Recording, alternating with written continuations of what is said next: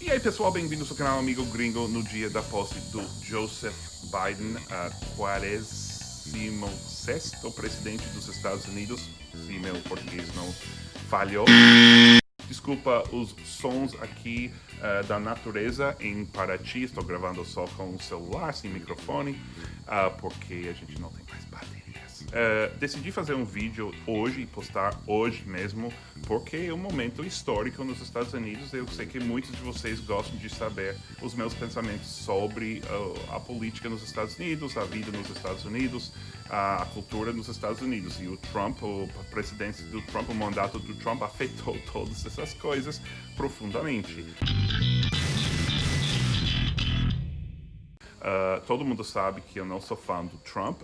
Isso não significa que as pessoas que são fãs do Trump não sejam bem-vindos no meu canal, enquanto eles não sejam da parte dos fãs do Trump, que são os nacionalistas brancos, que são os abertamente racistas. Essas pessoas não acho que estão me seguindo aqui. Para mim é um dia muito... Bom, seria um dia emocionante. O interessante é que a parte mais emocionante desse dia é o senso de calma. Porque 4 anos do Trump era 4 anos de emoção. Era 4 anos de quem sabe o que vai acontecer hoje, quem sabe o que vai acontecer amanhã, quais regras ele vai quebrar, que coisa absurda ele vai falar. Não vou dizer que tudo que ele fez é ruim, mas tudo o que ele é ruim. Posso dizer isso. Não estou dizendo que não tem muitas coisas no governo dos Estados Unidos que a gente precisa melhorar. Muitas coisas nos Estados Unidos que a gente precisa melhorar. E eu entendo que muitas pessoas apoiaram Trump porque pensaram que ele ia quebrar alguns dos problemas, dos aspectos negativos do governo americano. Mas, para mim, realmente começou quando baniram o Trump do Twitter. E o efeito foi, um dia para outro, quando ele não está falando qualquer coisa em qualquer momento, você, como americano, e não sei, do cidadão do mundo, você vira meio mais calmo. E o Biden, por contraste, uma pessoa que realmente faz exatamente o que você acha que ele vai fazer, até exageradamente. Você não vai ter muitas surpresas dele. Mas teve algumas surpresas hoje, e eu quero falar do discurso dele, mas também da imagem que ele queria projetar para o povo americano e para o mundo.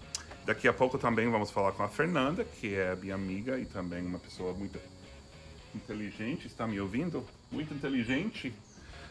Que vai falar da reação dela como brasileira, mas também como cidadã dos Estados Unidos e como mulher, que posso dizer que a presença das mulheres hoje na posse era totalmente algo que a gente nunca viu antes, e isso foi totalmente de propósito. Eu tenho algumas notas aqui que eu vou usar. Só quero notar mais uma coisa do Trump, porque é importante para o contexto. O Trump, ao final do mandato dele, chegou ao nível de aprovação mais baixo na história, não só do mandato dele, mas de todos os presidentes durante a história de pesquisas de aprovação ou não do governo, que começou nos anos 50, eu acho. Então, são quase 70 anos e ele acabou o mandato com o pior nível de aprovação. Ele nunca chegou a ter mais de 50% do...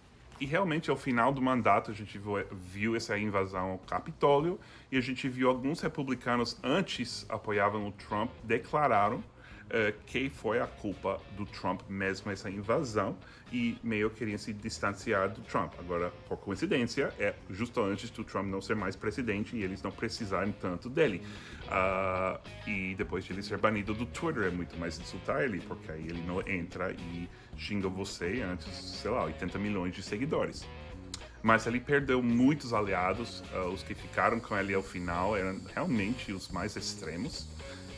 O Trump não apareceu na posse. É a primeira vez que isso acontece em aproximadamente 150 anos. Eu estava lendo que Andrew Jackson não participou na posse de Ulysses S. Grant, porque Ulysses S. Grant não queria compartilhar um carro com ele para a posse. E só para lembrar de quão longe, quantos anos atrás foi isso, o carro era de cavalos, não era de motor.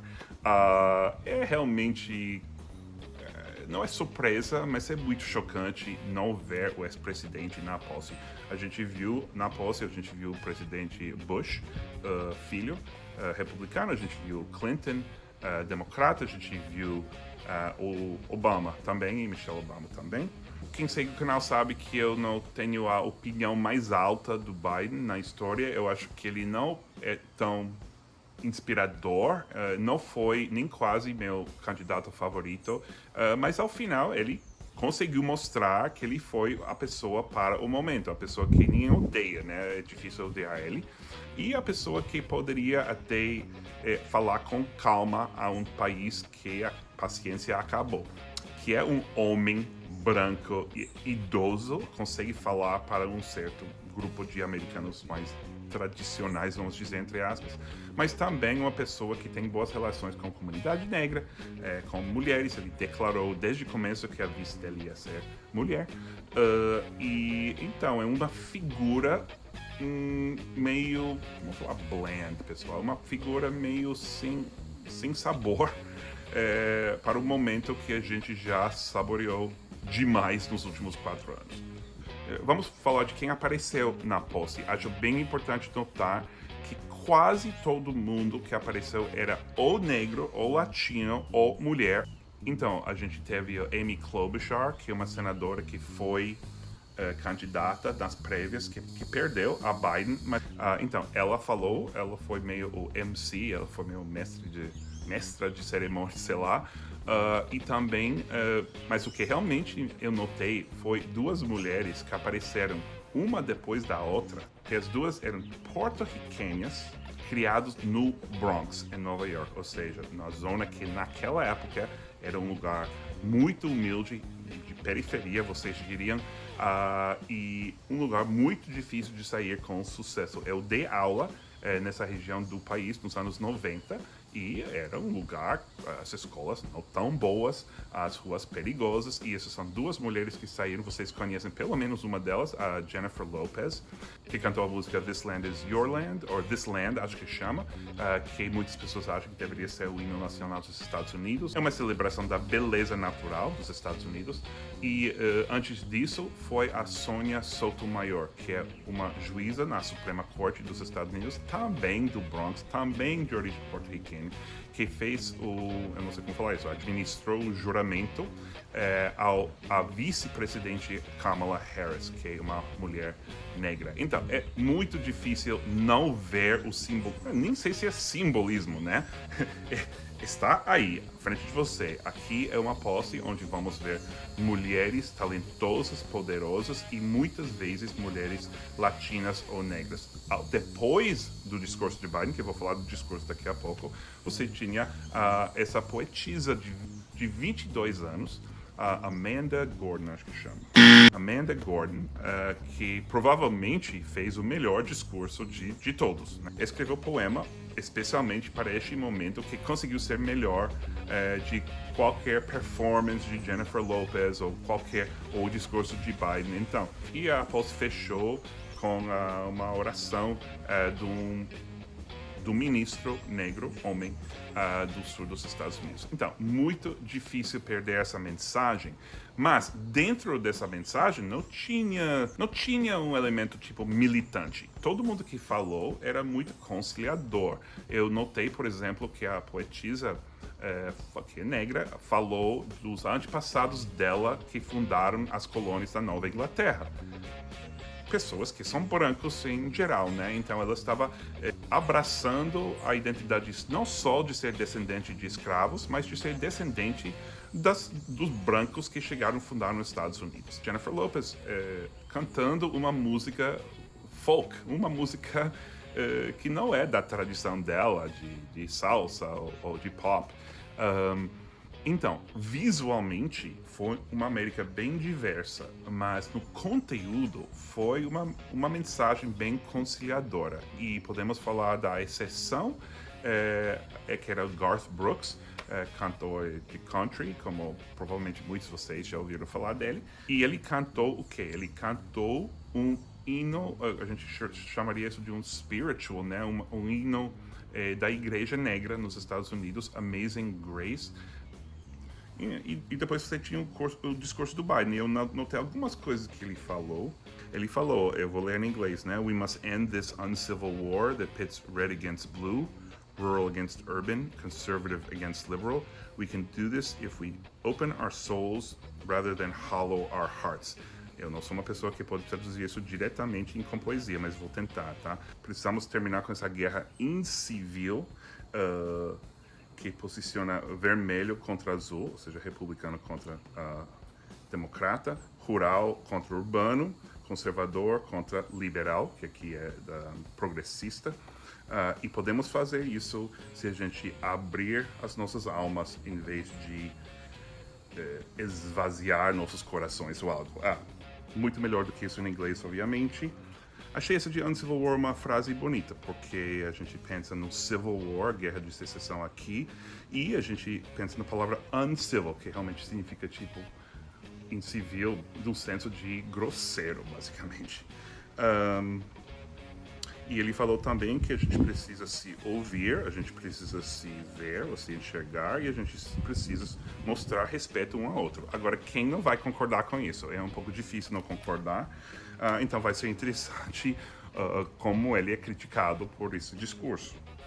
Também achei interessante, nesse tema de meio conciliação, ele falou que a gente está em um dos momentos mais difíceis na história do país, falou do vírus, obviamente, e mencionou o Black Lives Matter, Vidas Negras Importam, sem mencionar por nome, porque o nome é controverso, a gente sabe disso. Então, ele falou que estamos num momento de justiça racial que tem 400 anos em desenvolvimento. Ou seja, ele reconhece o movimento sem falar o nome do movimento, que achei bem interessante. E falou depois disso, the dream of justice will be deferred no longer, que é o sonho da justiça não vai demorar mais, ou não vamos adiar mais. Eu acho que muitos americanos vão reconhecer que isso é uma referência a um poema famoso de Langston Hughes, um poeta afro-americano, e o poema chama A Dream Deferred. O que acontece com um sonho protelado? Ele seca como uma uva passa ao sol, ou infecciona como uma ferida, e depois escorre. Ele fede como carne podre, ou forma crusta e adoça como um doce melado. Talvez apenas ceda como um fardo pesado, ou seja, que ele explode. Eu acho que muitos que são do Trump não vão reconhecer essa referência, mas muitos negros vão reconhecer, e muitos democratas também. E agora, como prometido, vou convidar nossa amiga e minha casamate, a Fernanda, para participar um pouco. Oi, gente. Vocês possivelmente já viram em outros vídeos, como a gente no Museu Metropolitano de Arte. A Fernanda é nossa amiga, ela também sabe um pouco da política, né? Você estudou Relações Internacionais, você é advogado, você é cidadã americana e brasileira. Verdade. E como você acaba de assistir comigo a posse do Biden, o que você estava sentindo? Quais foram as suas emoções, só para começar? Acho que uma sensação um pouco de alívio, né? Que a cerimônia de posse ocorreu sem violência, né? Sem maiores interrupções. Acho que um pouco de alívio também para os dois partidos, né? Com essa transferência de poder, né, de forma pacífica. E não foi essa posse que a gente está acostumado com centenas de milhares de pessoas, com uma energia baixa.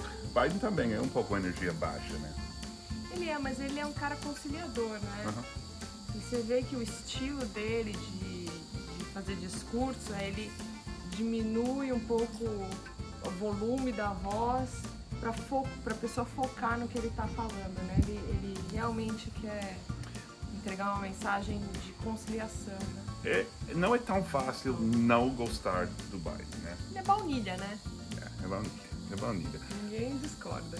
Mas o que você acha do fato da gente agora ter a primeira mulher vice-presidente, também a primeira mulher de cor, como a gente diria em inglês, não branca, não sei como vocês diriam isso em português, minoritária, sei lá. Ela é de origem indiana e jamaicana, né, a Kamala Harris.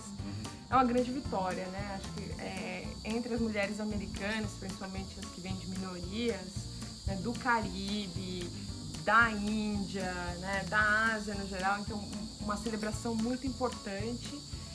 O Partido Democrata quer ser atraente para o voto indiano, que está crescendo, né, nos Estados Unidos. Então tem toda uma racionalidade. E você sendo uma minoria, oficialmente uma latina nos Estados Unidos, né? Que é um pouco interessante, a gente já falou disso no canal, que brasileiro chega aos Estados Unidos vira latino. Você se considera parte desse grupo de mulheres minorias nos Estados Unidos?